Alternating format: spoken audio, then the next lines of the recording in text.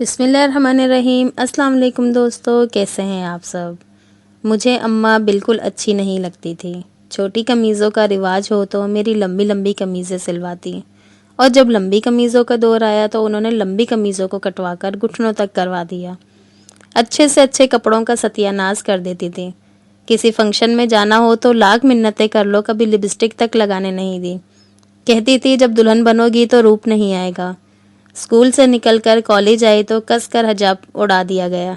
University میں لڑکیاں بال کھلے اتنی پیاری لگتی، اور ایک میں ابھی سے بڑی لگنے لگی تھی۔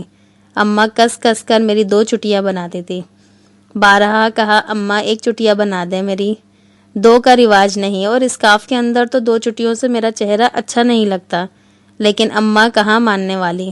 کالج سے بہت اچھے نمبروں سے پاس ہو کر یونیورسٹی پہنچی تو سوچا اب میں بڑی ہو گئی ہوں، یہاں کچھ منمانی کروں گی۔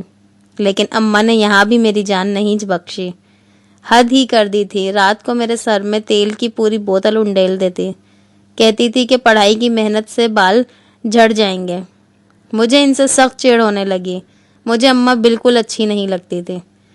یونیورسٹی میں اتنے اچھے اچھے لڑکے نظر آتے تھے، بہت سے لڑکے اور لڑکیوں کی جوڑیاں بھی بنی ہوئی تھیں، مگر میری طرف مجال ہے کہ کوئی متوجہ بھی ہو جائے، کیونکہ میرے سر سے کڑوے تیل کی بھبک آتی تھی۔ نہ جانے اس لڑکے میں کیا بات تھی کہ اس کے ارد گرد لڑکیوں کا ہجوم رہتا تھا۔ میری بھی یہ خواہش ہونے لگی کہ میں اس کی دوست بن جاؤں، مگر وہ تو میری طرف دیکھتا بھی نہیں تھا۔ اس وقت میری ایک سہیلی نے یہ کہا کہ دیکھو یار یاد رکھنا، تم جیسی ہو اسی طرح کے تمہیں لوگ ملیں گے۔ میں نے اس حقیقت کو تسلیم کر لیا اور پوری طرح پڑھائی میں مصروف ہو گئی۔ وقت گزرتا گیا اور پڑھائی مکمل ہوئی، رزلٹ آ گیا۔ یونیورسٹی میں میرے علاوہ ایک اور لڑکے نے ٹاپ کیا تھا، جسے آج سے پہلے میں نے کبھی نہیں دیکھا تھا۔ میری سہیلی کا کہنا سچ ثابت ہوا، اور میری شادی میرے جیسے اسی ٹاپ کرنے والے لڑکے سے ہو گئی، جس کو یونیورسٹی میں کوئی جانتا بھی نہیں تھا۔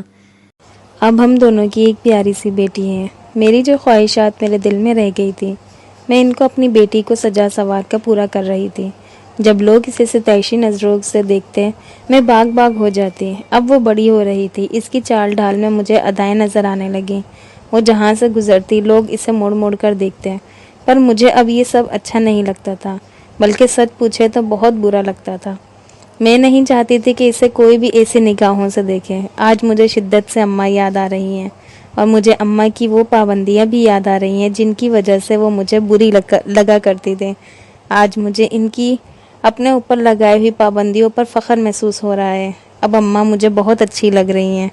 میں نے اپنی بیٹی کو ابھی اپنے پاس بلایا، اسے زندگی کا یہی راز سمجھانے کے لیے کہ بعض معاملات میں ماؤں کی طرف سے پابندیاں بچیوں کے وقار اور عزت میں اضافہ کرتی ہے اور انہیں سرخرو کرتی ہے۔ تو دوستو، آپ کو ویڈیو کیسی لگی لازمی بتائیے گا۔ اپنی دعاؤں میں مجھے بھی یاد رکھیے گا۔ اللہ تعالیٰ آپ کی تمام پریشانیاں، دکھ تکلیفیں دور کرے، اور جن کو میری ویڈیو اچھی لگی لائک لازمی کریے گا، اور جو میرے چینل پہ نئے ہیں وہ سبسکرائب کیے بنا نہ جائیے گا۔ اپنی دعاؤں میں یاد رکھیے گا۔ انشاءاللہ پھر ملتے ہیں نیکسٹ ویڈیو میں، تب تک کے لیے اللہ حافظ۔